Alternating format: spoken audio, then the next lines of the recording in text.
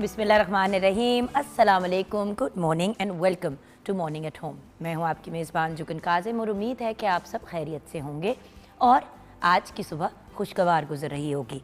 अल्लाह का शुक्र है कि आज भी काफ़ी हद तक स्मॉग फ्री दिन हम लाहौर में जो है इंजॉय कर रहे हैं। कल भी इट वाज़ क्वाइट गुड और परसों भी। अब अल्लाह करे कि ये मामलात मेंटेन रहे। ऑब्वियसली एयर क्वालिटी इंडेक्स के पॉइंट ऑफ व्यू से बात करें तो 200 से ज़्यादा ही है, बट बेहतरी आ रही है, अल्लाह का शुक्र है। जैसे कि आपसे पहले भी प्रॉमिस किया था कि चीज़ें वक्त के साथ इम्प्रूव कर जाती हैं, थोड़ा सा फेथ और कॉन्फिडेंस रखना पड़ता है। हमारे रब की प्लानिंग हमारी प्लानिंग से 1000 गुना ज़्यादा बेहतर होती है। और इसी पॉइंट को आगे लेके बढ़ूँगी कि कुछ नाकामियाँ हमारी आने वाली कामयाबियों की ज़मानत होती हैं। व्यूअर्स, जब इंसान किसी भी एस्पेक्ट में ज़िंदगी के फ़ेल कर जाता है या कामयाब नहीं हो पाता या नाकामी को फेस करता है, तो इंसान के जहन से दिल दिमाग में बहुत सी ऐसी चीज़ें चलती हैं जो इंसान के दिमाग में वसवसे भी पैदा करती है। इंसान का कॉन्फिडेंस और फेथ अपने अंदर, दुनिया के अंदर जनरली बड़ा कम हो जाता है। मैंने खुद बड़ी दफ़ा नाकामी फ़ेस की और ऑनेस्टली जब भी नाकामी फ़ेस की तब डिप्रेशन में ही गई और बुरी सोचें भी जहन में आई और नेगेटिविटी भी जहन में आई कि यार ये क्या बकवास है, मेरे साथ ये क्यों हुआ, ऐसे क्यों हुआ, वैसे क्यों हुआ। एंड ऑफ कोर्स एक बंदा कुछ हद तक एहसास कमतरी का भी शिकार हो जाता है कि यार ये तो बहुत ही बुरी चीज़ हो गई, क्यों हुई, मेरे में ही कोई कमी होगी।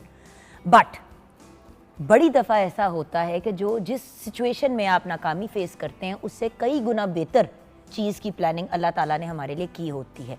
देखें, ये तो अंडरस्टूड बात है कि हमें जो भी चीज़ चाहिए हमें अपने रब से मांगनी चाहिए, और अगर जायज़ ख्वाहिश करेंगे, मेहनत करेंगे तो हमारा रब ज़रूर हमारी ख्वाहिशात को पूरा करेगा। लेकिन अगर कोई ऐसी ख्वाहिश है जो कहने को हमें जायज़ लग रही है लेकिन वो हमारे हक़ में बेहतर नहीं है, तो शायद बेहतर है कि हम वेट कर लें, क्योंकि अल्लाह ताला हमें उससे कई गुना बेहतर जो है कोई चीज़ ज़रूर देगा। इस पॉइंट को मद्देनज़र रखते हुए आज मैं एक दो एग्ज़ाम्पल्स आपके साथ शेयर करूँगी। अभी हम बात कर रहे थे सुबह के, यार कभी कभी हम लोग सोचते हैं कि फ़लाँ चीज़ नहीं हुई, हम डिप्रेशन में चले जाते हैं, हमारा मूड ऑफ हो जाता है और फिर उससे कई गुना बेहतर चीज़ हो जाती है। हमारे प्रोग्राम में के ही एक जो मेंबर हैं अहमद, उनसे मेरी बात हो रही थी तो मुझे बता रहे थे कि अब देखिए ना जुगन, मैंने कुछ अर्सा पहले अपनी गाड़ी बदलनी थी। जब मैंने गाड़ी बदलनी थी तो मैं एक ज़रा कोशिश कर रहा था कि कोई नए मॉडल की गाड़ी की तरफ जाऊँ, तो मुझे एक ऑप्शन मिला, एक गाड़ी मुझे पसंद आई गई। वो 2014 की गाड़ी थी और उस पर मतलब माइलेज भी थोड़ी ज़्यादा थी, लेकिन गाड़ी अच्छी थी, साफ़ सुथरी थी। तो मैंने सोचा कि ये वाली गाड़ी ले लेता हूँ। अपनी गाड़ी बेचने की कोशिश की तो बिके ही ना, बिके ही ना, बिके ही ना। मैं मतलब वो ये बता रहा था कि तंग आ गया। एक पॉइंट ऐसा आया कि सोचा कि यार पता नहीं क्या मसला है कि गाड़ी तो सबसे आसानी से पाकिस्तान में बिकने वाली चीज़ है, गाड़ी और बाइक, ये बिक क्यों नहीं रही। खैर, जिस बंदे से ख़रीदनी थी गाड़ी, उसको टोकन किया हुआ था, वो बंदा नाराज़ हो गया। उसने कहा कि भैया आप मेरा टाइम वेस्ट कर रहे हैं, मैंने अपनी गाड़ी सेल करनी थी किसी रीज़न की वजह से, आपने नहीं लेनी तो आप जाएं। अच्छा, वो वाली डील ख़राब हो गई। उसी दौरान अपनी गाड़ी जो है वो बिकने पे चली गई और उन्होंने सेल कर दी। अब कन्फ्यूजन के क्या करें। विद इन फ्यू डेज़ एक 2017 के मॉडल वाली जो गाड़ी पसंद आई थी उससे कई गुना बेहतर और बेहतर कीमत में भी उससे गाड़ी मिल गई और वो गाड़ी उसने ख़रीद ली। उसने यही कहा कि उस वक्त जब मेरी गाड़ी नहीं बिक रही थी और मेरा ये मैं फंसा हुआ था और वो बार बार बंदा फ़ोन कर रहा था कि भाई मेरे पैसे कहाँ हैं, मेरी पेमेंट करो, और वो बंदा तंग भी आ रहा था। ऑब्वियसली जिसने अपनी एक चीज़ बेचनी है वो इसीलिए बेच रहा है ना क्योंकि उसको भी ज़रूरत है, तो वो चीज़ वर्कआउट नहीं की। मेरे साथ भी यही हुआ व्यूअर्स। आई रिमेंबर कि एट वन पॉइंट मैं बहुत ज़्यादा कोशिश कर रही थी और एफ़र्ट्स कर रही थी कि जो जिधर घर बनाया है वहाँ पे मेरी ज़मीन का ये इशू था कि उसको वो प्लॉट्स तो अलॉट हो गए थे और प्लॉट मैंने ले लिए थे, लेकिन उसकी जो पोजेसन होती है वो मुझे DHA की तरफ से नहीं मिल रही थी। कुछ उनके टेक्निकल मसाइल चल रहे थे। जहाँ पे जिस एरिया में थी वहाँ पे 2-4 ऐसे प्लॉट थे जो डिस्प्यूटेड थे, जिस पे कुछ लोगों ने क्लेम किया हुआ था, जिसकी वजह से DHA किसी भी उस एरिया में पोजेसन नहीं दे रहा था। वो अपनी जगह जायज़ खड़े थे। खैर, पोजेसन नहीं आ रहा, पोजेसन नहीं आ रहा, मैं तंग आ रही हूँ, टकरे मार रही हूँ, कभी कोई इशू आए, कभी कोई इशू आए, मैं बहुत ज़्यादा इरिटेट हुई और मैंने सोचा कि यार ये क्या प्रॉब्लम है। हुआ कुछ ऐसे कि जब मुझे उन प्लॉट्स की पोजेसन मिली उस वक्त मेरे पास अब इतने पैसे जमा हो चुके थे कि मैं अपने घर की नींव यानी कि पूरी फाउंडेशन डाल दूँ। पहले मेरे पास इतने पैसे थे कि भाई मैं थोड़ा बहुत काम शुरू करा दूँ, लेकिन काम जब मुझे मिल गई फाइनली पोजीशन, काम काफ़ी स्पीड से हुआ, पैसे जो सोचे थे उससे ज़्यादा खर्च हुए क्योंकि मैंने थोड़ा गलत गेज किया हुआ था। और मामलात ऐसे हुए कि क्योंकि कुछ पैसे सेविंग में थे और इस तरह से मुझे टाइम और मिल गया ना। अब आप देखें कि जब एक चीज़ की पोजीशन नहीं मिल रही, 6 महीने गुजरे, साल गुजरे, तो बंदा तो पैसे सेव करता रहता है कि जी इससे ये आ जाएगा, इससे टाइलें आ जाएंगी, इससे ये चीज़ें ले लेंगे, वो कर लेंगे। और व्यूअर्स बड़े ही अच्छे और बड़े डिसेंट अंदाज में साल 1.5 साल के अंदर मेरा घर मुकम्मल हो गया। जबकि अगर मैंने उससे 3 साल पहले घर बनाना शुरू किया होता तो शायद उतना ही टाइम लगता, मतलब कि 4.5 साल बाद ही मुझे वो घर मिलता, क्योंकि पैसों का भी मामला था।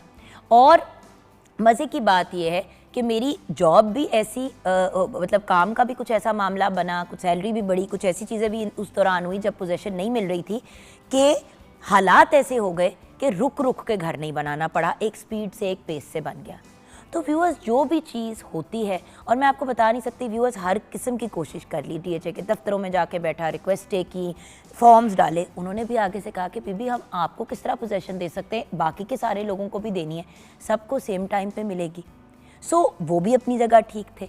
So the point is at the end of the day viewers, हमें कोशिश ये करनी चाहिए कि एफ़र्ट 100% करें, नीयत अपनी साफ़ रखें, फुल फोकस के साथ आगे बढ़ें, कामयाबी इंशाल्लाह आपको मिल ही जाएगी। अब देखें थॉमस एडिसन को देखें, उन्होंने लाइट बल्ब बनाना था, 1000 दफ़ा उस बंदे ने नाकामी को फेस किया, हर बार जब वो फेल हुआ उसने फिर ट्राई किया। उन्होंने ये नहीं सोचा कि यार मैंने ट्राई किया नहीं चला, forget it. He actually made the effort and he kept going. So बात यह है कि ज़िंदगी में कामयाबी हासिल करने के लिए, वो जो फास्ट फूड की चेन है जहाँ का जिंगरा बड़े शौक से खाते हैं, उस फास्ट फूड चेन को आप देख लें। कर्नल सैंडर्स जो है वो 60s में कहीं जाके उसने अपनी ये ब्रांड बनाई, उससे पहले हज़ारों किस्म की चीज़ें उसने ट्राई की। उसकी तलाक इस बेस पे हो गई कि उसकी बीवी कहती थी कि तुम किसी जोगे नहीं हो, तुम कुछ कर नहीं सकते। लेकिन जब उसके लिए राइट टाइम था वो कामयाब हुआ और अपनी नाकामियों से उसने मज़ीद सीखा। याद रखें, नाकामी सबसे बड़ा लर्निंग ग्राउंड होता है हमारे लिए। मुमकिन है कि कोई स्टूडेंट पढ़ाई में बहुत अच्छा हो और वो उसके हमेशा ग्रेड्स अच्छे आते हो और वो बड़ा ओवर कॉन्फिडेंट हो गया, एक दफ़ा जब उसके बुरे नंबर आएंगे तो एकदम से उसे एक धचका पड़ेगा और उसमें फिर काविश पैदा होगी कि मैं मज़ीद और मेहनत करके इससे भी बेहतर परफॉर्म करूं। शायद इंसान के अंदर फ़िरौनियत आ जाती है, नेगेटिविटी आ जाती है, जिसकी वजह से इंसान अगर थोड़ी सी मुंह की खाता है तो उसके अंदर एहसास पैदा होता है। व्यूअर्स, ज़िंदगी में कोई भी डिसअपॉइंटमेंट, कोई भी लो पॉइंट जो है वो हमें सिखाता है, वो हमें गाइडेंस की तरफ लेके जाता है, वो हमें एक हायर लेवल ऑफ रीजनिंग की तरफ लेके जाता है और इस चीज़ को याद रखना ज़रूरी है। अब कुछ रिश्ते और ताल्लुक़ ऐसे होते हैं वो टूट जाते हैं। डिवोर्स के केस में लोग अक्सर बहुत डिप्रेशन में चले जाते हैं कि आए हाय बेचारी की तलाक हो गई या बेचारे की तलाक हो गई, डिवोर्स हो गया, ये हो गया, वो हो गया। लेकिन हम ये नहीं रियलाइज़ करते कि शायद देखिए, तलाक जायज़ चीज़ों में सबसे नापसंदीदा चीज़ है तो हलाल चीज़, ये तो नहीं है कि आपको तलाक की इजाज़त नहीं है। अगर आप एक ऐसी शादी में हैं जिसमें आपको मार पिट रही हैं, आप गालियाँ खा रहे हैं, आप इमोशनली डिस्टर्ब्ड है, आपकी कोई कंपैटिबिलिटी नहीं है और ना सिर्फ आप बट आपकी फैमिलीज़ भी बहुत बुरे तरीके से इस मामले की वजह से मुतासिर हो रही हैं, तो किनारा कशी शायद इस मामले में बेहतर है। ये कहीं पे भी नहीं लिखा हुआ कि आपने अपनी पूरी ज़िंदगी टॉर्चर होते हुए या मतलब वो कहना डिप्रेशन में गुजारनी है। तो अगर किसी ऐसी सर्कमस्टांस में डिवोर्स हो भी जाती है तो लोग अक्सर फील करते हैं कि आई एम अ फेलियर, मैं तो शादी तक नहीं चला पाई, मैं तो शादी तक नहीं चला पाया। लेकिन शायद अल्लाह ताला का आपके लिए उससे कई गुना बेहतर प्लान है कि आगे जहाँ पे आपका रिश्ता बनेगा वहाँ पे आप बहुत बेहतर और बड़े पॉजिटिव अंदाज में आगे बढ़ पाएँ।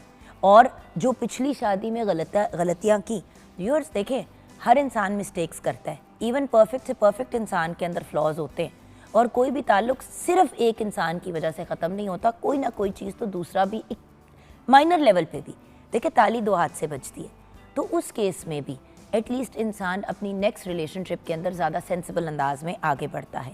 सो बुरा एक्सपीरियंस यकीनन इंसान को ट्रॉमेटाइज़ करता है, लेकिन ज़िंदगी में रिजेक्शन और फेलियर से डिसहार्ट होने के बजाय हमें उससे सीखना चाहिए।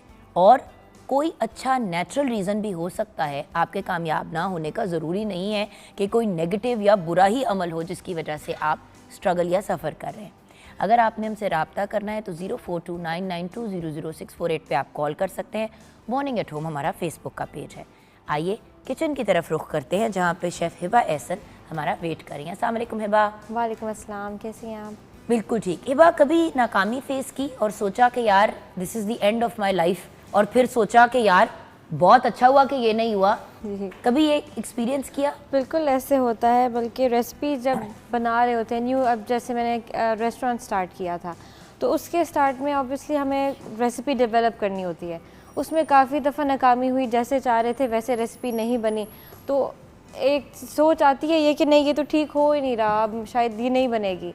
बट उस फेलियर में एक्चुअली आप इतना कुछ उस रेसिपी के बारे में ही सीखते हैं कि ये चीज़ यूज़ करेंगे तो ये नहीं ठीक होगा, ये चीज़ यूज़ करने से बेहतर हो जाएगी। तो नाकामियों से आई थिंक शेफ़ फील्ड में भी बहुत कुछ सीखने को मिलता है, जो हम आगे भी टीचिंग्स जब देते हैं तो बता सकते हैं कि ऐसे करने से ये होता है और ऐसे करेंगे तो रेसिपी और बेहतर हो जाएगी। And the fact is life is about learning. Yes, आपने तो बिल्कुल। एग्जांपल दिया एक इस तरह से अबाउट अपना कुकिंग के पॉइंट ऑफ व्यू से, राइट, कि कोई रेसिपी की बात करें। ज़िंदगी की अगर बात करें, मेरी अपनी लाइफ में एक ऐसा स्टेज आया जब मैं डिवोर्स थी और हमजा और मैं अकेले थे और एक शादी का ऑप्शन आया। मैं भी इंटरेस्टेड थी, वो इंसान भी इंटरेस्टेड था, लेकिन हालात कुछ ऐसे बने, क्योंकि मैं सिंगल मदर थी, पहले से मेरा बच्चा था, उनकी फैमिली ने बहुत सी नेगेटिव ऐसी बातें कही। I am not going to get into that. और मेरा बड़ा दिल था कि वहाँ पे मेरी हो जाती, और जब वो नहीं हुई वहाँ पे शादी, तो मेरा बड़ा दिल टूटा, मैं बड़ी डिसहार्ट हुई।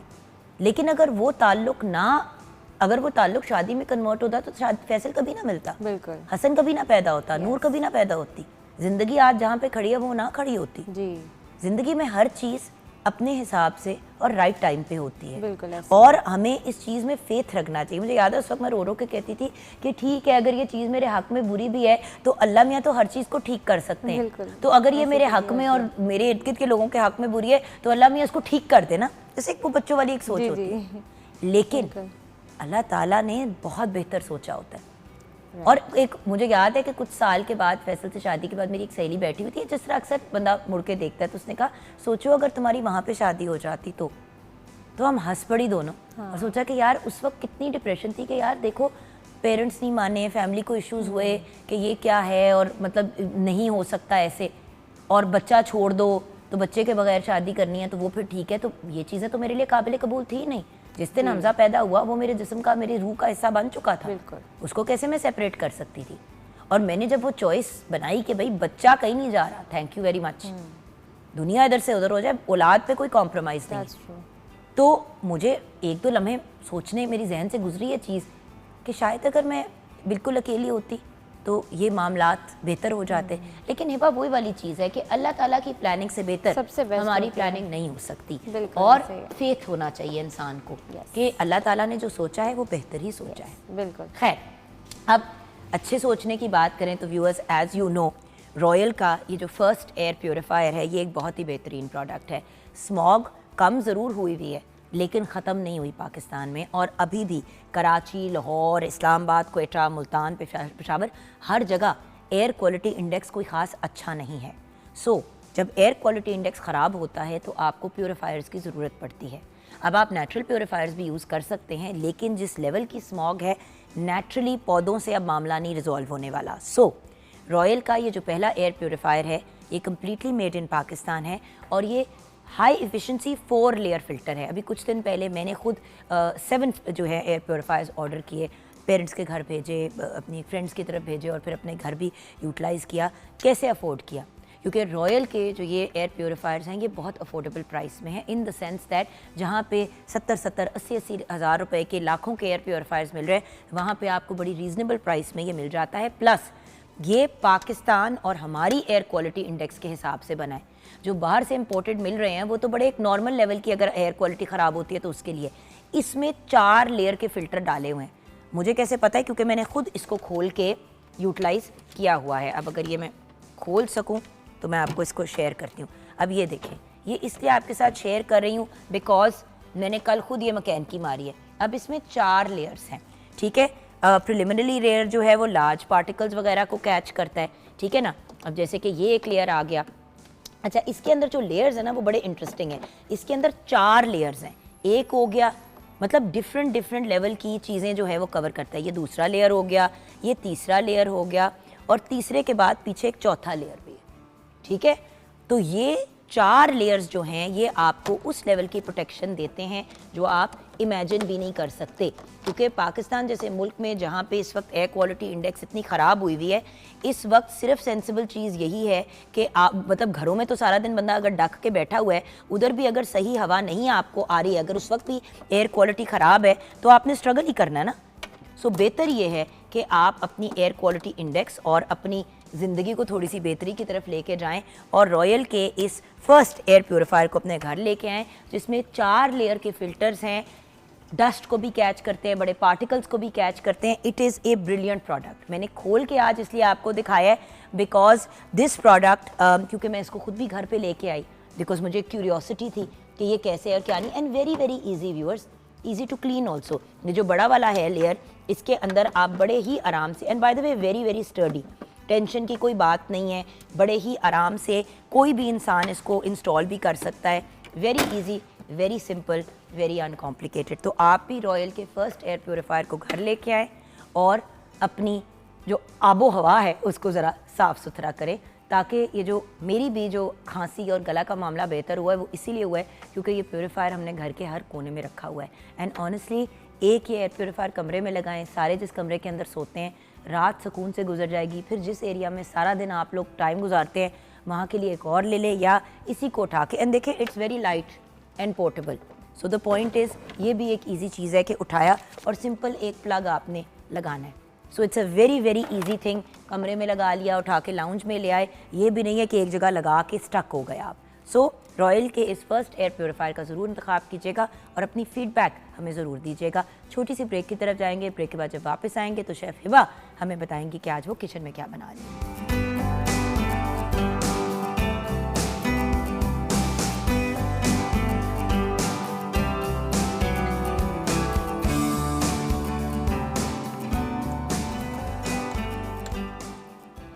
Welcome back from the break viewers.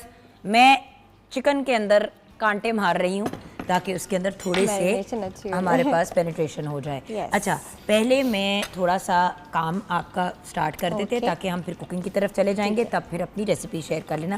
आज हम क्या बना रहे हैं? Grilled chicken sandwiches.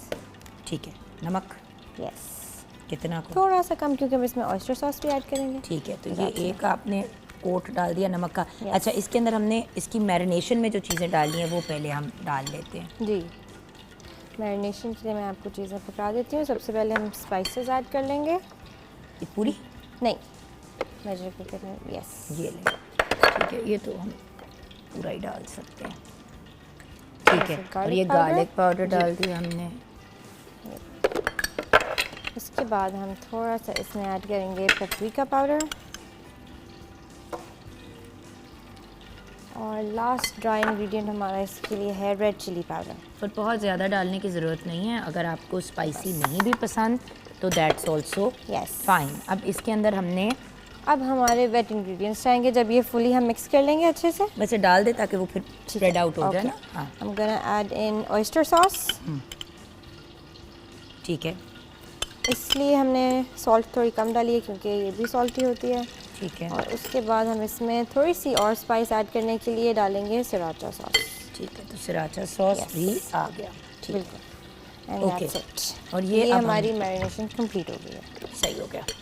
अब मैं ज़रा उस साइड पे आ जाती हूँ और साथ में फ्राइज़ भी हमने फ्राई करने के लिए डाल देने हैं जैसे ही ऑयल गर्म हो जाता है, जो अभी गर्म नहीं हुआ। अब आप इसको मैरिनेट करने लगे। जी, मैं इसको सही से मिक्स करूँगी। आप इसको अच्छे से मिक्स कर लें। मैंने फोक से इसके अंदर, अच्छा मैंने नोटिस किया कि आपने बहुत बड़े बड़े पीसेस नहीं बनाए, आपने पतले पतले थिन लेयर कट किए हैं ताकि हमें इसको मज़ीद कट ना करना पड़े after it gets cooked. Glove पहन के आपने इसको फिर अच्छे से मैरिनेट कर लेना है ताकि चिकन का हर हिस्सा इवनली कोटेड हो। बिल्कुल। और बेहतर है कि अगर आप ये ओवरनाइट मैरिनेट कर लें तो और भी अच्छा फ्लेवर आएगा।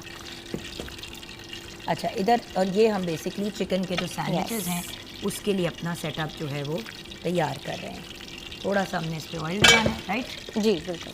एंड फिर हम कुकिंग स्टार्ट कर सकते हैं। अच्छे से इसको मिक्स कर लेंगे हम, क्योंकि बात ये कि हमने ड्राई इंग्रेडिएंट्स भी डाले हैं, वेट भी डाले हैं, अच्छे से इसको आपने मिक्स कर लिया। अच्छा, अब आप अपनी रेसिपी बताएं, जितनी देर में अपने इंग्रेडिएंट्स बता दें और अपना कुकिंग का तरीका बता दें, तब तक मैं चिकन को ग्रिल करती हूँ।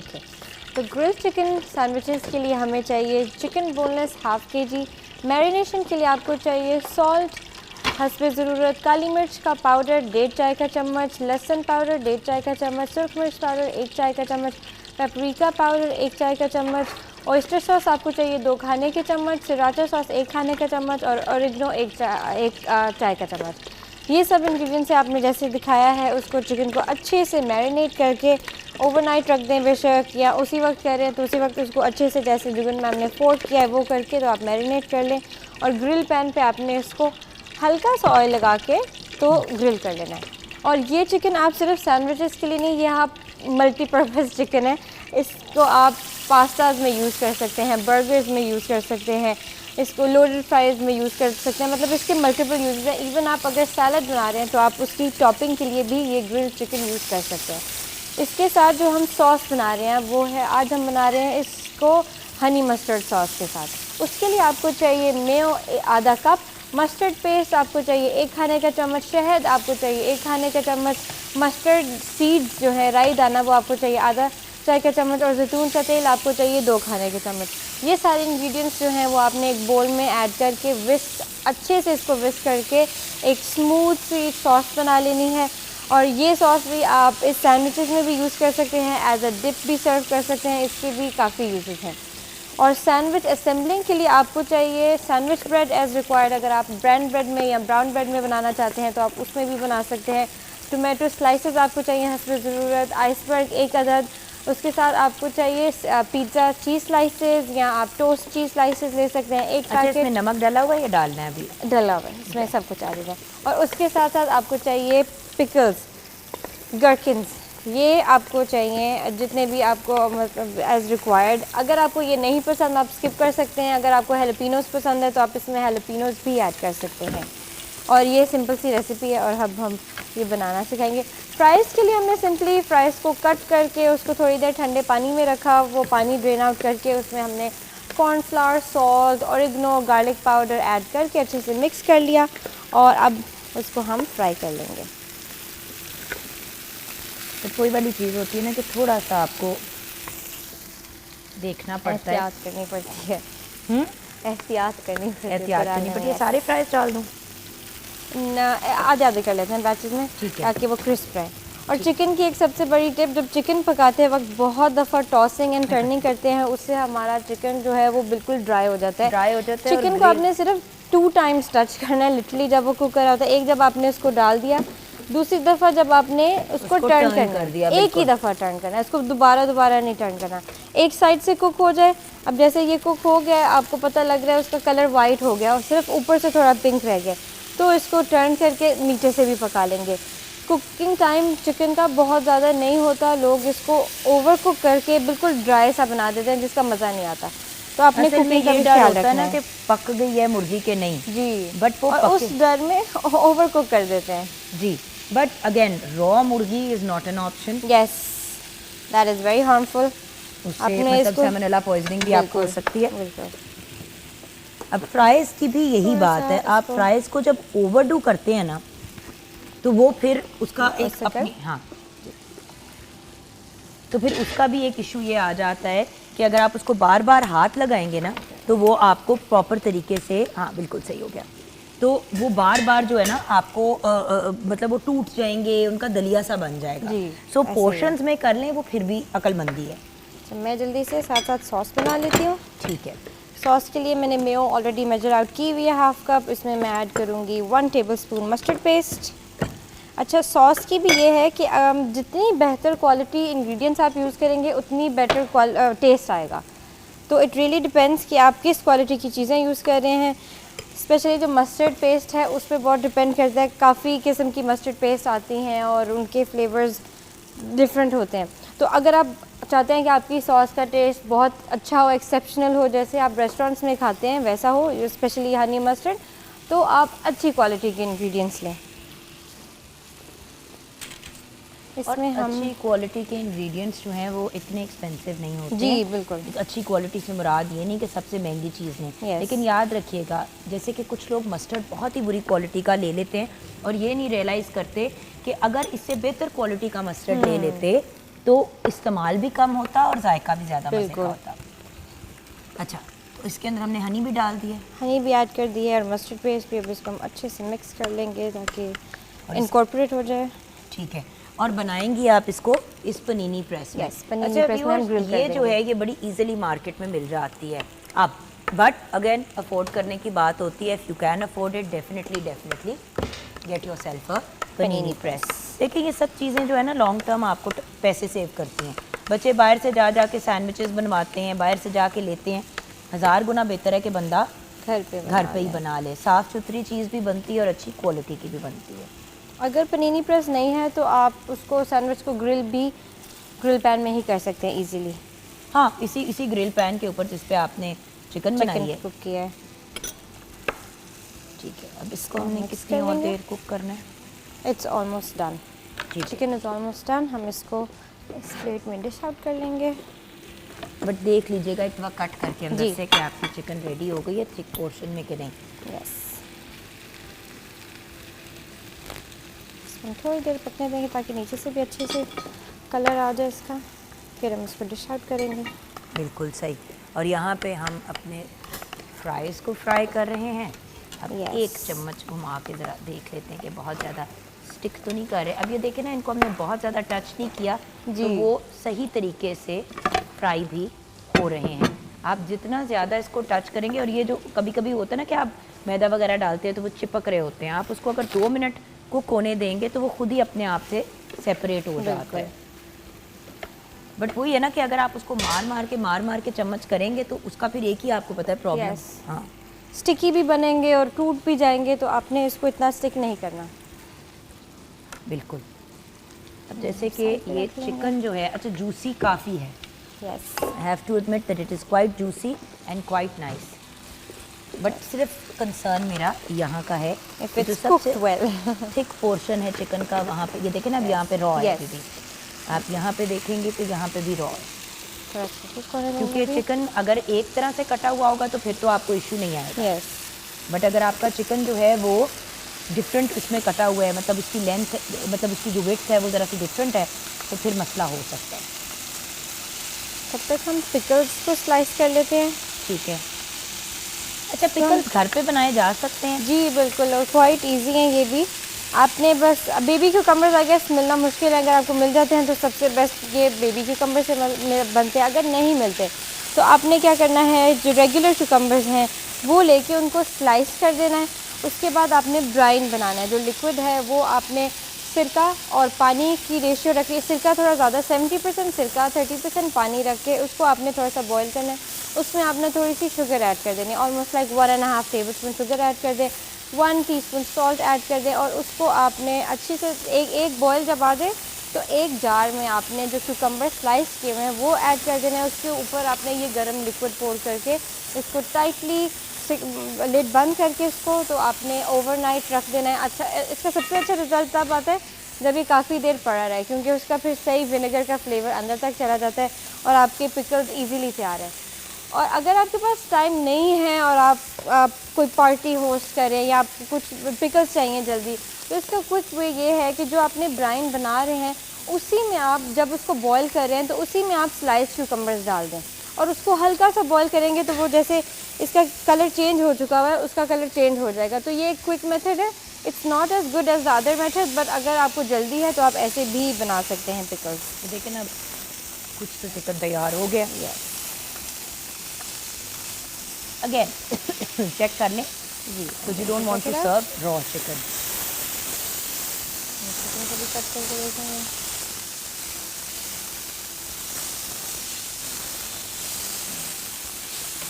मसला वाला You can हिस्सा तो see डन that हो it's गया, really बट मुझे सिर्फ ये है कि juicy जो थिकर एरिया and है tender. वो भी कुक हो जाए। प्लीज़ व्यूअर्स चेक ज़रूर किया करें, क्योंकि होता ये है कि कच्ची मुर्गी के फिर जो कॉन्सिक्वेंसेज हैं हमने 1000 दफ़ा डिस्कस किए हैं शो के अंदर भी, तो you have to be careful. इसका एक और ऑप्शन भी है कि आप इसको पीसेस में जो है वो ग्रिल कर लें। आप इसको मतलब कट करके भी पका सकते हैं। हमें सिर्फ ये था कि आपको फुल पीसेस भी बनाने सिखा सकते हैं। अब यही आप सैलेड पे डाल सकते हैं। बिल्कुल, और थोड़ा सा जो बर्न फ्लेवर है वो मज़े का लगता है। बिल्कुल मज़े का लगता है, चारी फ्लेवर। अच्छा, तो यहाँ पे हम ने ऑलमोस्ट अपना काम जो है वो डन Complete कर कर दिया लिया है। अब है। हमने अपने नेक्स्ट स्टेज की तरफ जाना है, ठीक है ना, जो है असेंबलिंग द सैंडविच। सैंडविचेस। तो हम Assembling उसकी के तरफ लिए- हम जाएंगे, उनकी असेंबलिंग की तरफ। बेसिकली तो व्यूअर्स पॉइंट ये होता है आपको दिखाना कि हर चीज़ जो है वो क्विकली एक अच्छी पेस पे हो सकती है। Yes. ये नहीं है कि आप जब तक वो नहीं करेंगे, मतलब आप जब तक वो जो कहते हैं ना कि आपके पास 6 घंटे होंगे तो फिर चीज़ें तैयार होंगी। अब खाना वाना चिकन वगैरह तो इसी like these things are so easy to do at So home easy and so quick. And like we talked about panini press आप ले आए, आपकी ज़िंदगी आसान हो जाएगी। बिल्कुल। आप ये नहीं है चिकन सैंडविच उसमें भी मेकर पका ले सकते आए, हैं। सैंडविच मेकर ले आए। Exactly. So many option. अच्छा, हम यहाँ पे व्यूअर्स जाएंगे ब्रेक की तरफ। हिबा जो हैं अब वो अपनी असेंबलिंग स्टार्ट कर रही हैं, Yes. क्योंकि हमारे फ्राइज़ भी जो आधे फ्राइज़ हैं वो रेडी हो गए हैं, बाकी के आधे फ्राइज़ भी डालेंगे। चिकन मैं ऑलरेडी डाल रही हूँ। So and by the way, अगर आपको एक्स्ट्रा जूसी सैंडविचेस चाहिए तो आप बेशक ब्रेस्ट मीट ना यूज़ करें, आप थाई का pieces मीट use यूज़ करें। करें, तो आपको बहुत ही जूसी मीट मिल जाएगा। अगर Yes. आपको थाई का मीट पसंद है तो बिल्कुल। ले जी, ये भी हो गया। हम चलते हैं ब्रेक की तरफ, आप हमारे साथ रहिएगा।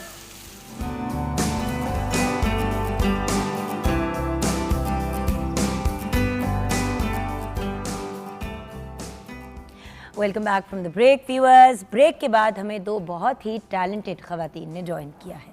जैसे कि आप जानते हैं व्यूअर्स, हमारे मुल्क में एंटरप्रेन्योर्स की जो तादाद है वो काफ़ी स्पीड से बढ़ती चली जा रही है। हमने एक्चुअली सबसे ज़्यादा इंक्रीज़ देखा कोविड के दौरान, जब लोग घर पे थे और उन्होंने सोचा कि कोई ना कोई ऐसी चीज़, कोई ना कोई ऐसी एक्टिविटी हो जिससे बिज़ी हो जाए। वो बिज़ी होते होते बहुत से लोगों की मेन इनकम बन गई।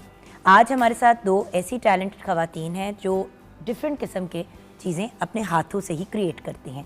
पहले उमेरा हैदर की बात करना चाहूँगी। एंटरप्रेन्योर हैं, वो दुपट्टे, बैग्स और खुद से पेंट करती हैं। बेसिकली आप एक फैब्रिक आर्टिस्ट हैं। अस्सलाम वालेकुम उमेरा। अस्सलाम वालेकुम।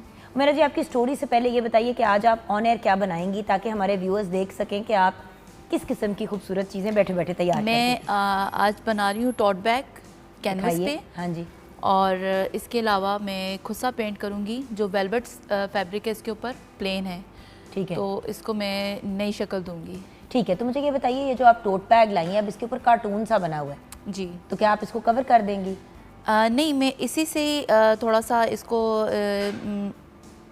इसी से रिलेटेड एक चीज़ बना दूंगी जो इसके साथ मर्ज कर जाएगी। मर्ज कर जाएगी और क्यूट भी लगेगी। बिल्कुल एग्जैक्टली। अब आजकल व्यूअर्स वही वाली बात है कि टोट बैग्स बहुत इन हैं और लोग कोशिश करते हैं कि टोट बैग ही यूज़ करें, चाहे क्लॉथ का टोट बैग क्यों ना हो। क्यों? क्योंकि अब आजकल कोशिश होती है कि प्लास्टिक की इस्तेमाल ना हो और इस तरह की चीज़ों का यूज़ ना हो। तो ये टोट बैग्स हैंड बैग से लेके ग्रोसरी बैग तक का काम दे सकते हैं और वॉशेबल होते हैं, जी, तो इसकी बिल्कुल, और भी बिल्कुल, आसान हाँ हो जी, जाए। बिल्कुल। ठीक है, तो आप अपना काम स्टार्ट कर दें मैम। ओके। अच्छा, हमारे साथ मरियम नूर हैं। अब मरियम नूर एक बेहतरीन रेज़न आर्टिस्ट हैं और मोल्ड मेकर। अस्सलाम वालेकुम मरियम। वालेकुम अस्सलाम। क्या कैसी हाल है हैं आपके? अल्हम्दुलिल्लाह। तो मरियम, आप क्या बनाने लगी हैं? मैं आज रेज़न से ज्वेलरी बनाऊंगी और ये हमारे पास बिल्कुल रॉ मटेरियल में ज्वेलरी है जिसको हम एक फाइनल फॉर्म देंगे। अगर आप ज़रा उठा के दिखा जी देंगी बिल्कुल। ये हमारे- मेरे पास बिल्कुल रॉ फॉर्म में है और हम इसको जो है वो ज्वेलरी की शक्ल देंगे। अच्छा, टेबल्स और ये चीज़ें तो देखें, जैसे कि ये भी आपका सामान आप लेके आई हुई हैं, वॉचेस लेके आई हुई हैं, आपके पास टेबल्स भी हैं, बहुत से आपके पास ऑप्शंस हैं। बट सवाल ये है कि ज्वेलरी की कितनी को मार्केट है? जैसे आपने जो इयरिंग्स पहने, क्या आपने खुद बनाए हैं? ये मैंने खुद ये बनाए हैं। दिखाएंगी ज़रा हमारे व्यूअर्स को? जी ये देखिए, अगर थोड़ा सा बाल पीछे करके इयरिंग दिखा देंगी तो बहुत अच्छा हो जाएगा। अब ये देखिए, ये भी आपने बनाए हुए हैं और ये प्रॉपर रेज़न के बने हुए हैं। जी ये रेज़न के बने हुए हैं। ये रिंग भी है वेरी वेरी प्रिटी, वेरी और ब्यूटीफुल। ये ब्रेसलेट ब्रेसलेट ये भी मैंने खुद बनाया। तो आप सेट्स भी तैयार करती हैं? जी, जी, बिल्कुल। और थीम के हिसाब से चलिए आप अपना काम बिल्कुल। भी स्टार्ट जी, कर जी, लें, बिकॉज आई इंशाल्लाह। नो कि थोड़ा सा टाइम लगता है इन चीज़ों में। जी, जी, बिल्कुल। तो साथ साथ काम भी होगा और साथ साथ बातचीत भी होगी। वापस बढ़ते हैं उमेरा जी की तरफ। उमेरा जी, आप काम भी करती रहें और अपनी स्टोरी भी कुछ हमारे साथ शेयर करें। तो ये काम आपने कब स्टार्ट किया, कैसे स्टार्ट किया? मैंने 2017 से स्टार्ट किया था अपने ये काम, और इसमें जो मेरा कोई ऐसा कोई इरादा नहीं था कि मैं अपने इसको बिज़नेस बनाऊं या इसको मैं मुकम्मल तौर पे इसके ऊपर काम करूं। लेकिन जब लाइफ के अंदर अप्स एंड डाउन्स आते हैं तो अपने लाइफ पार्टनर के साथ जो है वो आपको एक सपोर्टिंग हैंड बनना पड़ता है।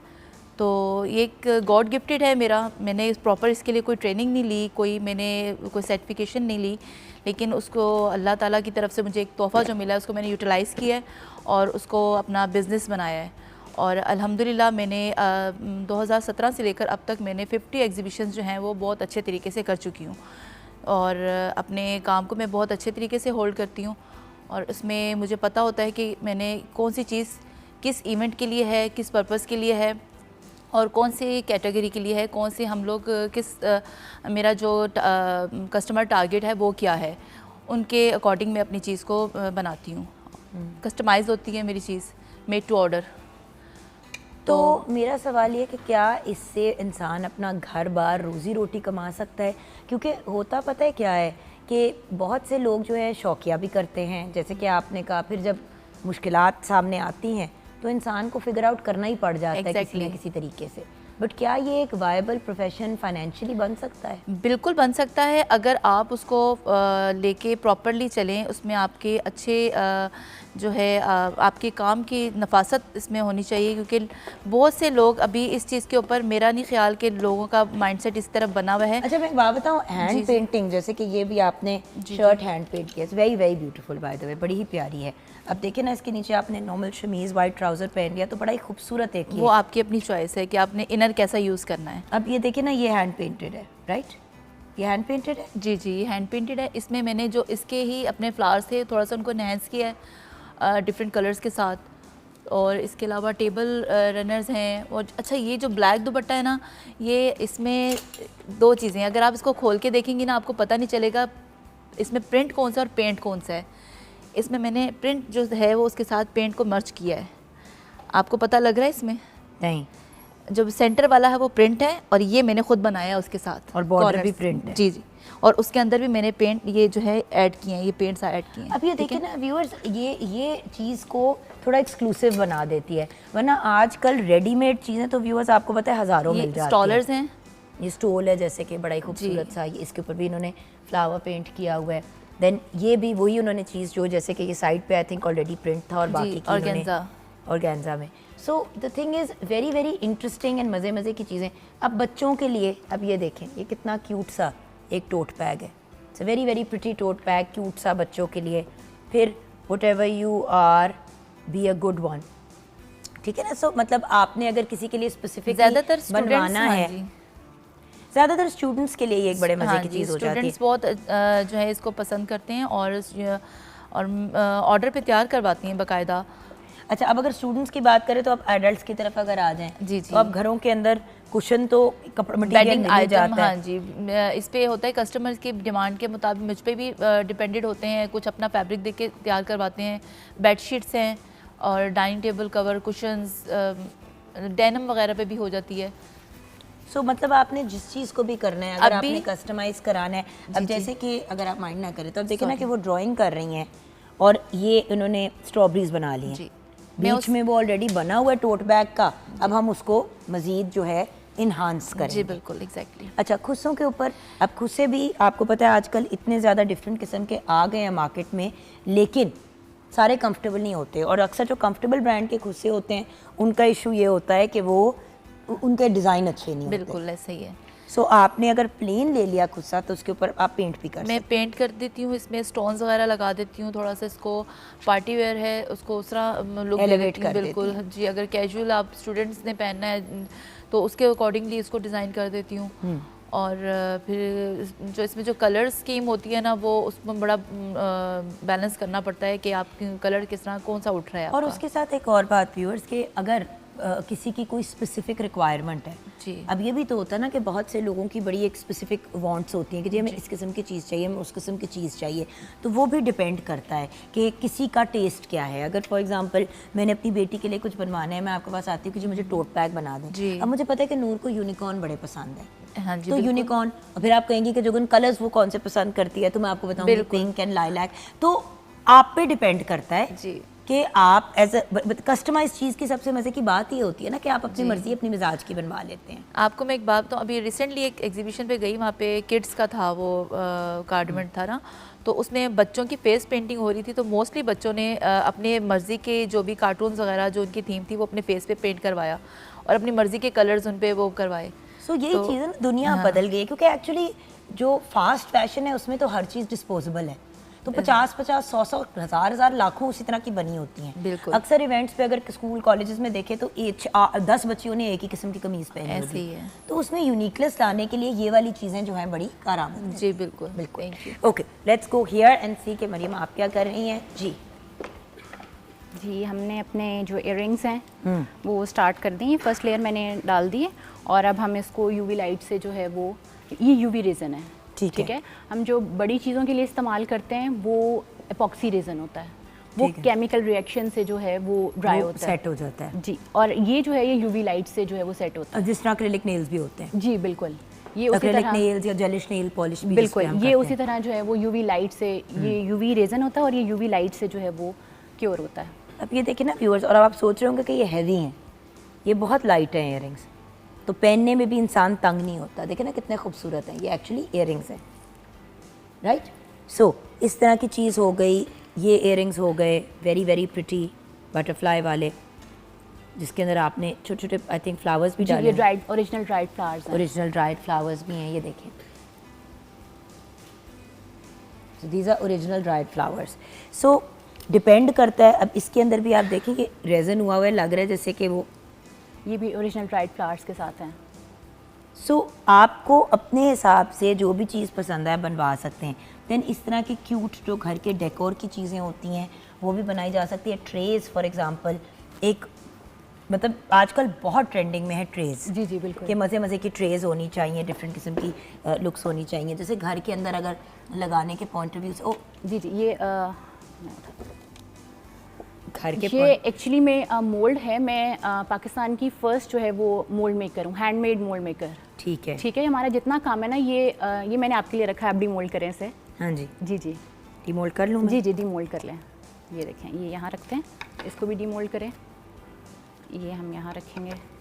Oh wow, it's a napkin holder. It's a napkin holder, और ये Yes. दोनों साइडों पे। ये इसका अटैच हो गया। सॉरी, बिस्मिल्लाह बिस्मिल्लाह। हाँ एक मिनट, हाँ, उल्टा आ गया था। उल्टा हो गया था। ये हो गया, सॉरी। हाँ जी, ठीक है, ये हो गया इसका नैपकिन होल्डर। अब ये देखें, ये आपका एक नैपकिन हो गया, राइट। ये डोंट फॉरगेट टू से अल्हम्दुलिल्लाह फॉर एवरीथिंग, स्टार्ट विद बिस्मिल्लाह। जी, अब ये देखें, ये भी हम ओ इसको, वाओ, इट्स अ माशाल्लाह। और इसको आप एक एज अ ट्रे भी यूज़ कर सकते हैं, और जैसे यहाँ एक पड़ा हुआ है वो हम इसको एज अ की होल्डर भी यूज़ कर सकते हैं। वाओ। एंड देखें ना, ये बच्चों के लिए, जी जी, इसको भी डीमोल्ड कर लें। ओ हाउ कूल। और इसके अंदर आप फिर इसके अंदर मिरर लग जाएगा, वो इसके मैं भी अंदर लगा के दिखाती हूँ। इसके अंदर आप मिरर लगा लें, जी जी तो बिल्कुल। ये आप अपनी प्रिंसेस, अपनी बेटी के लिए एक बड़ी क्यूट सी चीज़। सो ये सारी चीज़ें जो हैं वो, अब जैसे कि ये है, इसमें आपने कहा कि वो दूसरे वाला रेजन लगता है, जी, ये इपॉक्सी रेजन है। पॉक्सी रेजन है। सो ये लोगों के आई गेस मूड और मिजाज के हिसाब से भी तैयार बिल्कुल। किया जा सकता है, जिस किस्म की थीम है, जिस किस्म की लुक है। जी बिल्कुल। अच्छा ये बताइए कि काम कैसे शुरू किया? एक्चुअली शुरू से अगर बताऊं तो जब कॉलेज में थी तो मेरे कॉलेज के सामने एक इंस्टीट्यूट था जिसमें मेरी अम्मा ने ज़बरदस्ती एडमिशन करवा दिया मेरा। ज़बरदस्ती? हाँ, क्योंकि पता है वो, मैं भी फर्स्ट ईयर में थी और मैंने कहा कि बस जान छुड़ाओ यार, अम्मा कहाँ फंसा रही हो। तो जब ले गई और वहाँ जाके टीचर को देखा, कहा कि बहुत अच्छी टीचर है, मैं नहीं भी करूँगी तो ये कुछ करके बना के दे देंगी, मैं घर जाके दिखा दूँगी। लेकिन उसके बाद ऐसा शौक हुआ कि उनके ऑर्डर वर्क भी मैं करने लग गई। ओह वंडरफुल। और ये मैंने 6 इयर्स पहले जो रेज़न का काम, क्योंकि फिर उसके बाद डिफरेंट मीडियम्स में काम करती रही, और आपको पता है यूट्यूब पे कितना ज़्यादा जो था वो रेज़न का था, तो फिर उसके बाद मैंने इसकी तरफ आई। और बहुत ज़्यादा प्रॉब्लम थी इसमें मोल्ड्स की, कि हमें वो इंटरनेशनली मंगवाने पड़ते थे। और लेकिन महंगे भी होते हैं, और ख़राब हो जाए तो एक बिल्कुल, अलग हिसाब। ये हैंडमेड जो वैसे मोल्ड्स आते हैं वो उसकी लाइफ बहुत ज़्यादा नहीं होती, लेकिन आप इस मोल्ड में जो हैंडमेड मोल्ड है, इसकी क्वालिटी ये होती है कि आप इसे 50-60 टाइम्स यूज़ कर सकते हैं। वाओ। ठीक है। तो यानी कि एक मोल्ड से आपको काफ़ी ज़्यादा बेनिफिट मिल जी बिल्कुल, हैंडमेड मोल्ड की क्वालिटी ही यही होती है कि आप एक मोल्ड से बहुत ज़्यादा दफ़ा जो है वो अपना प्रोडक्ट निकाल सकते हैं। अब ये जो हमने बटरफ्लाइज को रेजन डाला है, अब इसके अंदर नेक्स्ट स्टेप क्या होगा? इसके बाद मैं इसको ड्राई करूँगी, इसके बाद इसमें फ्लावर्स अटैच करूँगी और फिर उस पर एक और लेयर आएगी, मतलब ये लेयर बाय लेयर जो है, क्योंकि हम जो यूवी रेजन है उसको 1 mm से ज़्यादा थिक नहीं डाल सकते, तो वरना वो ड्राई नहीं होता। और फिर 1 mm की थिकनेस हर दफ़ा डलेगी, हर प्रोसेस पे रिपीटेशन होगी इसकी, और फिर ये ड्राई होगा और फिर फाइनल लुक देखिए आप। ऑसम। तो यहाँ पे व्यूअर्स हम ब्रेक की तरफ जाएंगे। ब्रेक में जाने से पहले हिबा क्या सिचुएशन है बताइए? रेडी है सैंडविचेस। आप मैं अब असेंबलिंग कर सैंडविच रही जो हूँ। है आपने एक लेयर चीज़ का लगाया। जी, चीज़ का लगाया, उसके ऊपर मैंने टोमेटो स्लाइसेस रख दिए और टोमेटो स्लाइसेस को मैंने मैरिनेट कर लें थोड़ा के सॉल्ट, पेपर और ओरिगेनो से, उससे बहुत अच्छा फ्लेवर आता है। उसके ऊपर चिकन की लेयर आ गई, फिर लेटस और गरकिन्स रख के, दूसरा ब्रेड रख के, तो फिर मैं भी रख रही हूँ। और दोनों साइडों पे हनी मस्टर्ड सॉस है। दोनों साइड पे हनी मस्टर्ड सॉस। ठीक है। सो जिस तरह लोग मेयोनीज दोनों साइडों पे लगाते हैं सैंडविच के ऊपर चीज़ें रखने से पहले, आपने दोनों साइडों पे हनी मस्टर्ड सॉस लगाया और फिर इस तरह से लेयरिंग की। आप देखें कि उन्होंने टमाटर भी जो रखे हैं उन पे हल्का सा सॉल्ट और काली मिर्च डाली है। यही चीज़ें हैं जो फ्लेवर को एलिवेट करती हैं और घर के खाने को रेस्टोरेंट के खाने से की तरह बनाती हैं। होता ये कि घर पे वो वाला फ्लेवर नहीं आता क्योंकि हम लेयर्स के अंदर जाते नहीं हैं। छोटी सी ब्रेक की तरफ जाएंगे। ये दोनों ब्रिलियंट ख़वातीन तो अपना अपना काम कर रही हैं। हम ब्रेक के बाद वापस आएंगे कुछ म्यूज़िक और हल्ले गुल्ले से, और ऑफ कोर्स बात करेंगे सेल्फ डिफेंस की, जो ज़िंदगी का एक बहुत इम्पॉर्टेंट हिस्सा होना चाहिए। ब्रेक के बाद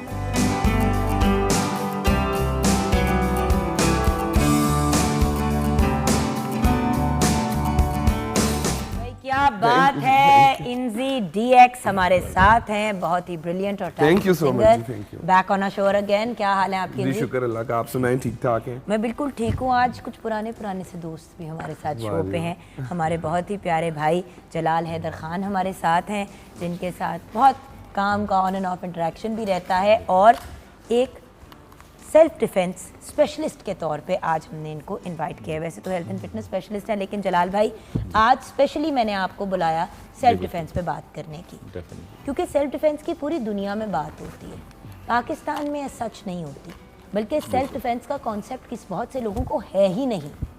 यानी कि अपनी दिफा कैसे करनी है। सही कहा। हम जब दिफा का सोचते हैं तो हम पुलिस सोचते हैं, हम आर्मी सोचते हैं, घर के किसी और फर्द को सोचते हैं। ये कभी नहीं सोचते कि हम अपनी दिफा खुद कर सकते हैं। बिल्कुल। ज़्यादा से ज़्यादा मर्द ये सोचते हैं, क्योंकि हमारे यहाँ ये वाली सोच होती है कि भाई आदमी है, अगर वो घर का बड़ा है तो अगर खुदा न खास्ता कोई डाकू को चीज़ हुई तो उसने दिफा करनी है हमारी। अपनी दिफा का कॉन्सेप्ट लड़कियों को और ट्रांसजेंडर को तो बिल्कुल भी नहीं है। सो सेल्फ डिफेंस है क्या? बेसिकली सेल्फ डिफेंस जितने भी मार्शल आर्ट्स का जिनका एंड होता है डो के साथ, जैसे हपकिडो, टैक्वांडो, जूडो, तो वो पार्ट एंड पार्सल उसका होता है सेल्फ डिफेंस, डो जो होता है। तो सेल्फ डिफेंस आजकल जो करंटली जो ये 2023-24 में जो एक वक्त में गवर्नमेंट इंस्टीट्यूशन में, अगर आपको याद हो कि NCC हुआ करता था, नेशनल कैडेट कॉलेज, मैंने इसको एज अ सब्जेक्ट प्रमोट किया, सेल्फ डिफेंस को एज अ बच्चों को चाइल्ड प्रोटेक्शन में, थोड़ा ऊपर आते हैं तो उसको सेल्फ डिफेंस कहलाया जाता है, और जो हायर पोस्ट ग्रेजुएट में ख़ास तौर पे ख़वातीन में उसको कहते हैं क्लोज प्रोटेक्शन। तो करंटली जो under the ministry of education, that is federal directorate of education and the narrative the prime minister, हमने इसको लेके सेल्फ डिफेंस को इंस्टीट्यूशंस के अंदर हमने एज ए परमानेंट सब्जेक्ट की तरफ लेके जा रहे हैं इसको। जी वंडरफुल वंडरफुल। तो मुझे बच्चों के लेवल से स्टार्ट करते हैं, फिर अगले पे जाएंगे। जब छोटे बच्चों की बात करते हैं, जैसे मेरी बेटी नूर बानो है या हसन 8 साल के हैं, तो इस एज ग्रुप के लिए, और एक तो ये अपने आप को डिफेंड करना किस स्टेज पे शुरू हो सकता है, मतलब ये गुफ्तगू कब बच्चों से शुरू करें? 6 साल पे, 12 साल पे, 3 साल पे, 8 साल पे, कब? Very interesting and good question जी। इसमें सबसे इम्पॉर्टेंट ये कि जब एक बच्चा आता है ख़ासतौर पे 3 साल का, 4 साल का, जैसे हम टॉलरेट से उठाते हैं, फिर अर्ली ईयर्स की तरफ ले जाते हैं, तो एकदम उनको सेल्फ डिफेंस की तरफ नहीं लाते हैं। उनके लिए एक प्रोग्राम जो स्टार्ट में हमने सिलेबस में जो इंट्रोड्यूस किया है, इस called creative posture and a skill development programme. Basically ये हिट करता है आपके बॉडी इक्विलिब्रियम पे और आपके बॉडी बैलेंस के ऊपर, क्योंकि ऑब्वियसली बच्चा जो हमारे अक्सर जो बच्चे हैं उनका डाइट एंड न्यूट्रिशन या वाइल दे आर ग्रोइंग उनकी रिएक्शन टाइम, उनकी ऑब्जर्वेशन, उनका कंसंट्रेशन, उनकी बैलेंस का प्रॉब्लम होता है। सेल्फ डिफेंस एज सच हम एक लैडर के तौर पर ले जा रहे हैं। छोटे बच्चे को क्रिएटिव पोस्चर स्किल डेवलपमेंट में जाता है ताकि वो अपने बॉडी के साथ किस तरह से ये डिफरेंट मूवमेंट्स करता है स्किल्ड बेस्ड, और आहिस्ता आहिस्ता उसमें बॉक्सिंग भी, किकिंग भी, पंचिंग भी, तो सर रिएक्शन इसके भी। दौरान आप वर्बली भी सिखाते हैं गुड टच बैड टच? इसमें सबसे important touch good touch, bad touch, और सबसे important thing for young girls, और ज़्यादातर ये आता है टूवर्ड्स लॉट ऑफ ऑर्फेनेजेस जहाँ बच्चियाँ आती हैं। तो उसमें ये कि हाउ टू बिहेव जब आप एक मुख्तलिफ सर्कमस्टेंसेस में होते हैं, when specially lot of man are around और even your relatives are around, कि कब कहाँ बोलना है, specially good and bad touch. और वही वाली बात ना व्यूअर, जब गुड एंड बैड टच की बात करते हैं तो अच्छा हाथ लगाना या बुरा हाथ लगाना, अगर हम इसको एक बड़े आसान अल्फाज में उर्दू में कन्वर्ट कर दें, बात ये कि व्यूअर्स अच्छा टच वो है जिसमें बच्चा अजीब ना महसूस करे, क्या कोई ऐसी चीज़ ना हो जो उसके जिस्मानी हकूक़ के ख़िलाफ़ है। जैसे कि किसी भी बच्ची को, चाहे उसका मामू क्यों ना हो, चाचू क्यों ना हो, ज़बरदस्ती गोदी में बिठाना, वो चूमना, अपने साथ साथ लगाना, ये चीज़ें एक्सेप्टेबल नहीं हैं। देखें, एक तो बच्चे को की अपनी चॉइस है कि वो कितना को कंफर्टेबल होता है, लेकिन बच्चियाँ, चाहे बेटा भी हो, बड़ी दफ़ा ऐसा होता है कि लोग, किसी को अंकल आए घर में जो रिलेटिव भी नहीं है, बच्ची को उठा के गोद में बिठा लिया, बिठाया हुआ है, बिल्कुल, कभी उसको गले लगा रहे हैं, कभी उसको चूम रहे हैं, चाहे बच्चा कितना भी प्यारा और चाहे क्यूट बच्ची हो या बच्चा, आप दोनों। नहीं, वही कह रही हूँ, लड़का हो लड़की हो, लिमिट के अंदर रह के हर चीज़ अच्छी लगती है। अगर बच्चा आपसे हाथ मिला रहा है, उसको ज़बरदस्ती पकड़ के उसको चूमना बैड टच है। ये भी एक बड़ी इंपॉर्टेंट चीज़ है। पूरी दुनिया में ये बात अब क्लियर कर दी गई है कि भाई बच्चों को ने जितना कंफर्टेबल, अगर वो सलाम करना इंपॉर्टेंट है ना, अगर बच्चा बुलंद आवाज़ में अस्सलाम वालेकुम कह रहा है, दैट इज़ इनफ। अगर बच्चा किसी बंदे को जान के अवॉइड कर रहा है, नहीं जाके उनसे मिलना चाह रहा, नहीं जाके चिपकना चाह रहा, तो प्लीज़ ज़बरदस्ती मत करें, क्योंकि 90% ऑफ चाइल्ड अब्यूज़ के केसेस और मोलेस्टेशन के केसेस अपने जानने वाले और रिश्तेदार ही होते हैं, कोई मामा, कोई चाचा, कोई ये, और ये सिर्फ मर्द नहीं करते, औरतें भी करती हैं। ये भी एक मिसकंसेप्शन है कि औरतों का टच हमेशा अच्छा होता है और मर्दों का टच बुरा होता है। कभी कभी ख़वातीन भी गलत काम कर जाती हैं। सो प्लीज़ व्यूअर्स, अपने बच्चों को प्रोटेक्ट करना हमारा काम है। बिल्कुल। एक अच्छी चीज़ ये हुई कि अभी currently in the month of November जी, ये पहली दफ़ा all Pakistan girls sports carnival हुआ, जो यूजुअली गर्ल्स का नहीं होता है जी, और इसमें above 300+ girls perform self defence presentation in front of the minister for education, interior and secretary education, that is Mohiddin वानी साहब। तो दैट वेंट ऑफ वंडरफुल, जो कि प्रेस ने भी उसको अप्रिशिएट किया, और सेल्फ डिफेंस को वहाँ पे as a regular subject in all institution introduce किया जा रहा है जी। इनसे आपको याद है जब छोटे होते थे ज़बरदस्ती मिलवाया जाता था हमें लोगों से, हाँ जी, बिल्कुल और ऐसे ही है। अगर हमें स्कूल में कोई लड़ाई या फड्डा हो भी जाता था बिल्कुल। तो 10 झांपड़ खा के अगर बंदा घर आ जाता था तो या तो ये कहा जाता था कि तुमने वापस क्यों नहीं लगाई, या फिर दूसरा अल्टरनेटिव ये होता था कि बेटा चलो कुछ नहीं होता, रहने दो। हाँ जी, छोड़ दीजिए। हमें तो कॉन्सेप्ट ही नहीं था कि अपना, हमारी अपनी बॉडी पे हमारा अपना राइट है और किसी का नहीं है।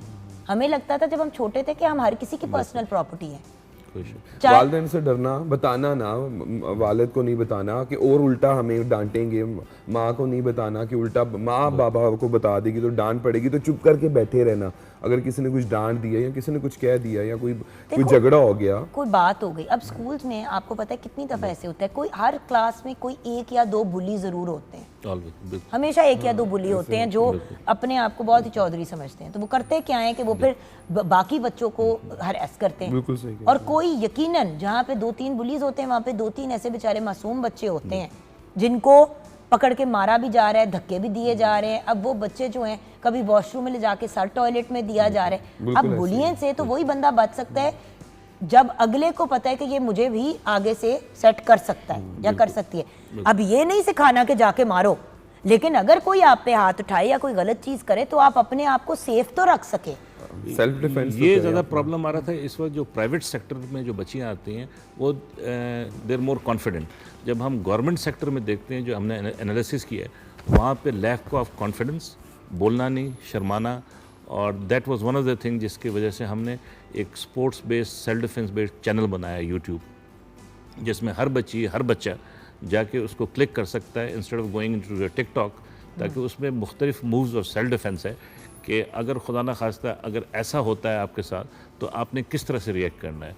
उसका नाम है जलाल हैदर खान एकेडमी, क्योंकि ऑब्वियसली मेरे 35-40 साल पीटीवी के साथ फिटनेस से रहा है, तो मैंने अपने ही नाम को रखा है और उसमें मोस्ट इम्पॉर्टेंट नैरेटिव है जितने भी लोगों ने पाकिस्तान को इंटरनेशनली स्पोर्ट्स में। सर ये कहाँ पे है? ये है बेसिकली इसमें मुख्तलिफ चाइल्ड प्रोटेक्शन से लेके इस यूट्यूब चैनल का नाम है जलाल हैदर खान एकेडमी। जब आप इसको पंच करेंगे तो इसमें सोशल मीडिया डिजिटल प्लेटफॉर्म पे, वजह इसलिए कि ख़ास तौर पे ये ज़्यादा केसेस जो हैं इंटीरियर पंजाब में और गवर्नमेंट इंस्टीट्यूशन में ज़्यादा होता है, because they have a lack of confidence.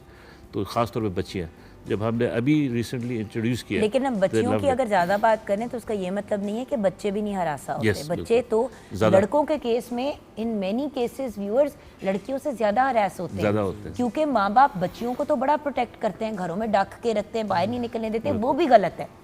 बच्चियां बाहर निकलेंगी तो अपनी दिफा सीखेंगी, तो थोड़ा सा बच्चियों को भी इतना अंडर एक्सपोज ना करें। लड़के ओवर एक्सपोज होते हैं। 6-8 साल के बच्चे को कहा है बेटा जरा जाके दुकान से जाके सौदा लिया, अब वो 8 साल का बच्चा अपने घर से लेके गलियों से गुजरता हुआ परचून की दुकान पे जाएगा, वहां से सामान उठाएगा, गलियों से घूमता हुआ वापस आएगा। रास्ते में किस किस्म के लोग मिलते हैं, क्या करते हैं, किस तरह से बिहेव करते हैं, और लड़के बताते भी नहीं है। बिल्कुल, क्योंकि लड़कों को कहा जाता है आप स्ट्रांग है और लड़के रोते नहीं है।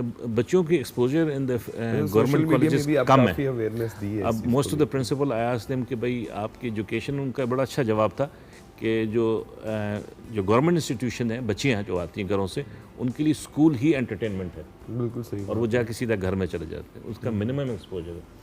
तो उनके लिए सेल्फ डिफेंस जो बहुत ही इंपॉर्टेंट है, जैसे दूसरे सब्जेक्ट पढ़ाया जाता है इंग्लिश उर्दू, तो उसी तरह सेल्फ डिफेंस को प्रमोट कीजिए। और यही चीज़ है ना कि चीज़ें अगर प्रॉपर तरीके से प्रमोट की जाएं और पुश की जाएं तो उसका फ़ायदा है। अच्छा, ये तो हमने बात की छोटे बच्चों की, छोटे बच्चों जहाँ पे उनको बेसिक लेवल पे सिखाया जाता है कि जी आपकी बॉडी है और ये आपके एरियाज़ है जहाँ पे किसी को टच नहीं करना चाहिए। ये आपके जिस तरह बाहर होता है कि जी नो, मतलब red zone, yellow zone and green zone.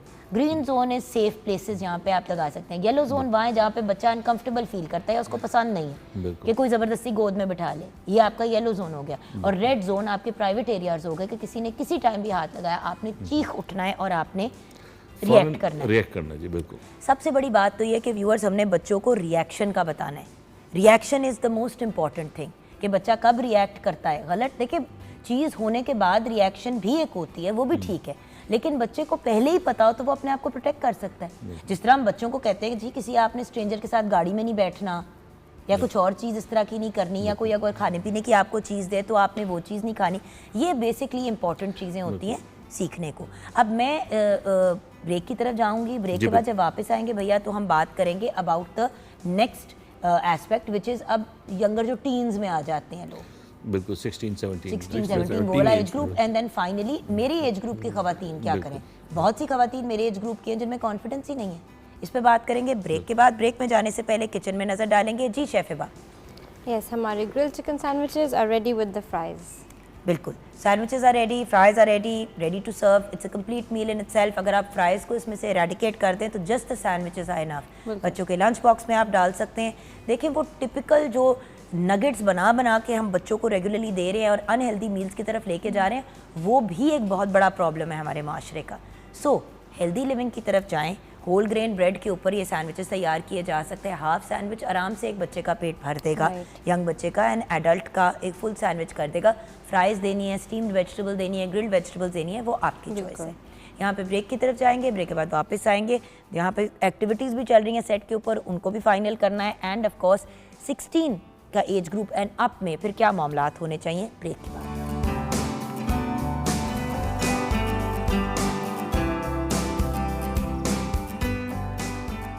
Welcome back from the break, viewers. As you know, the very talented and brilliant Inzi TX is with us. फिर जलाल हैदर खान, हमारे पीटीवी के बहुत ही प्यारे भाई, हमारी पीटीवी की फैमिली का हिस्सा बड़ा अरसा रहे, अभी भी हमारी फैमिली का हिस्सा हैं। यहाँ से कोई जाके कहाँ बेगाना होता है, हमारे ही रहते हैं आप, तो पेरेंट कंपनी जी बिल्कुल। और उसके साथ साथ आज क्योंकि सेल्फ डिफेंस पे बात हो रही है और एक बड़ा इंपॉर्टेंट टॉपिक है, तो 16+ की एज कैटेगरी का मुझे बताएं भैया। इसमें अच्छा हुआ आपने एक तो छोटे बच्चों को हमने गाइड कर दिया ना, और उनको ये सिखा दिया कि ये, बट एक एज आती है जब लड़कियां डेवलप हो जाती हैं, टीन्स के फेज से निकल आती है, वो यंग लेडीज बन जाती हैं। 16 साल की उम्र पर यूजुअली लड़कियां जो हैं, चाहे टॉम बॉय का फेज वो निकल चुका होता है। अच्छा, अब लड़की प्रॉपर लड़की लग रही है, लड़के भी इतने मैच्योर हो जाते हैं, इंजी कम ऑन, लाइक 13-14 पे लड़के को भी अपना हो जाता है। अब आप 16 साल की उम्र पे पहुंच गए, अब क्या गाइड करें जो आगे कॉलेज यूनिवर्सिटी में भी हेल्प करेगा और फिर काम की ज़िंदगी में भी और लाइफ में भी हेल्प करेगा? क्योंकि मर्द को जब सिखाया जाता है कि किसी ने तुम्हें बुरी तरह से आगे से उसको लगा देना, तो वो तो आजकल के ज़माने में अगला जेल चला जाएगा। और बच्चियों को बेटा चुप रहना है, कुछ नहीं कहना, इज्जत ख़राब होगी, तो फिर उनकी इज्जत कोई जितनी मर्जी ख़राब करे, तुमने बोलना नहीं है। गाइड करें हमें। इसमें ज़्यादातर जो मेरा इंटरेक्शन 3 किस्म की लड़कियों के साथ, एक वो जो गांव से आती हैं, जैसे कायद-ए-आज़म यूनिवर्सिटी में, दूसरे अल्लामा इकबाल यूनिवर्सिटी में, they are out of station, family से दूर, लैक ऑफ कॉन्फिडेंस, ये एक बच्ची हैं। दूसरी वो बच्चियाँ हैं जो financially they come here from different provinces से आती हैं और उनको पता होता है कि वो इनसिक्योर हैं, कॉन्फिडेंस लेवल लो है। तो ये जो बच्चियों को मैंने सिखाया, तो 2020 और 2021 में मैं था focal person by the US state department. तो ये बच्चियों को जिनको मैं ट्रेन कर रहा था, जैसे कि एक बच्ची थी टॉम बॉय, तो वो अक्सर मुझे बताया करती थी कि जब बस में या वैगन में वो ट्रैवल कर रही है, तो अक्सर उसको लड़का समझ के उसको कहते हैं बेटा आप पीछे बैठ जाएं।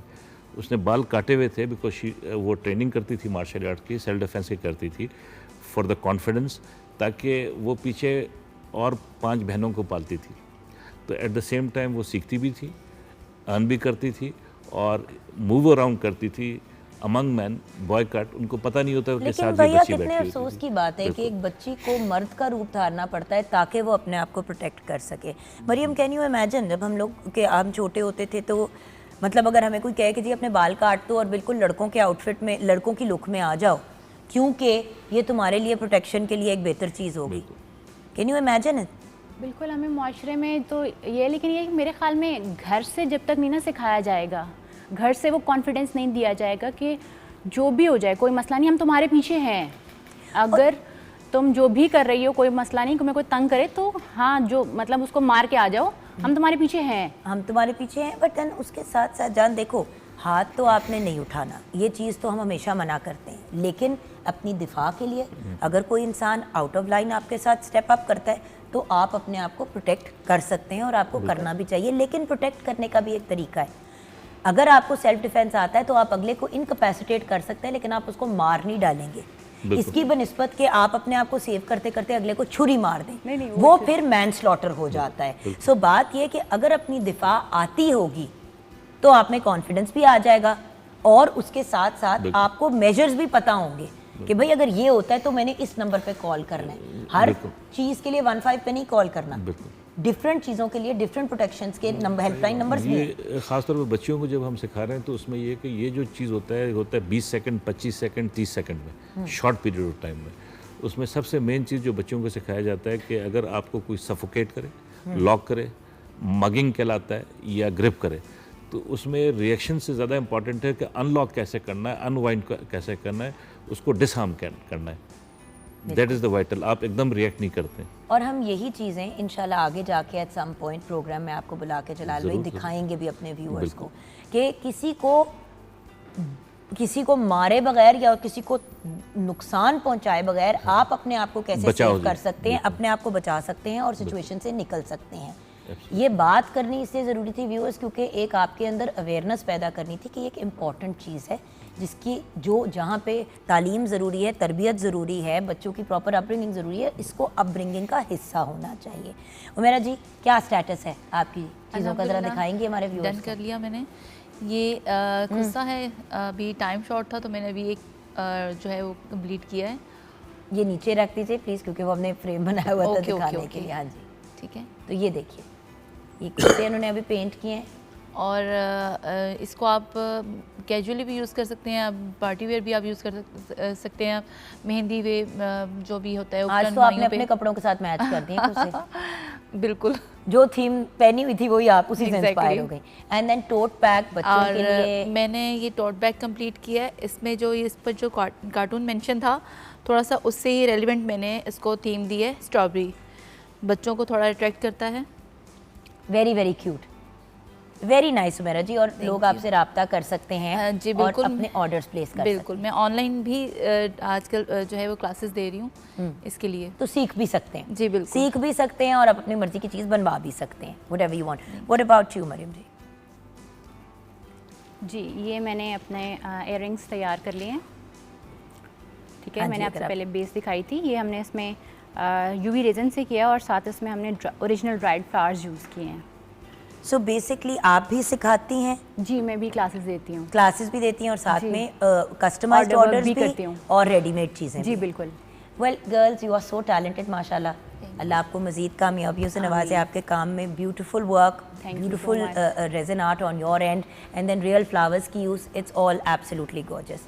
And of course hand painted कपड़े और हैंड पेंटेड चीज़ें तो मुझे वैसे ही बड़ी पसंद है। मेरी खाला किया करती थी, अभी भी करती हैं बीनो खाला, और मेरे पास भी उनके 2-3 ऐसे शर्ट्स हैं, और लिटरली जिस तरह लोग अपने कपड़ों को एक डिस्पोजेबल अंदाज में फारिग कर देते हैं, उनकी बनाई हुई शर्ट जो उन्होंने मुझे, आपको पता है उमेरा शायद कोई 12 साल पहले दी थी, उसको मैंने ऐसे सेव करके रखा है कि ये मेरी खाला ने अपने हाथ से पेंट किया है, तो एक सेंटिमेंटल वैल्यू भी अटैच हो जाती है, राइट? सो थैंक मैं एक छोटी सी बात करनी चाहूँगी कि हमारे ये जो टैलेंट है ना, स्पेशली हैंड पेंटिंग का, मैंने अपनी जर्नी में 7-8 साल के उसमें मैंने जो देखा है, मैंने अपने जहाँ पे अपने कस्टमर्स देखे हैं, वो बहुत स्पेसिफिक कस्टमर है जो इसको सहराते हैं, और जब तक आप किसी काम को उनको मोटिवेट नहीं करेंगे, हम और उससे अच्छा बेहतर नहीं कर पाएंगे। बिल्कुल बिल्कुल।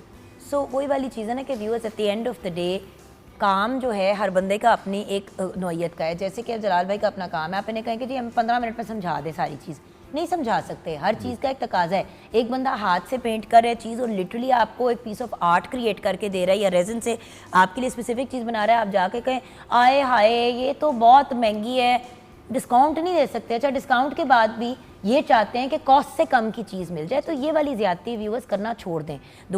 बाहर दुकानों में बहुत ज़्यादा डिस्पोजेबल फैशन इस वक्त अवेलेबल है, उसको यूटिलाइज़ करें।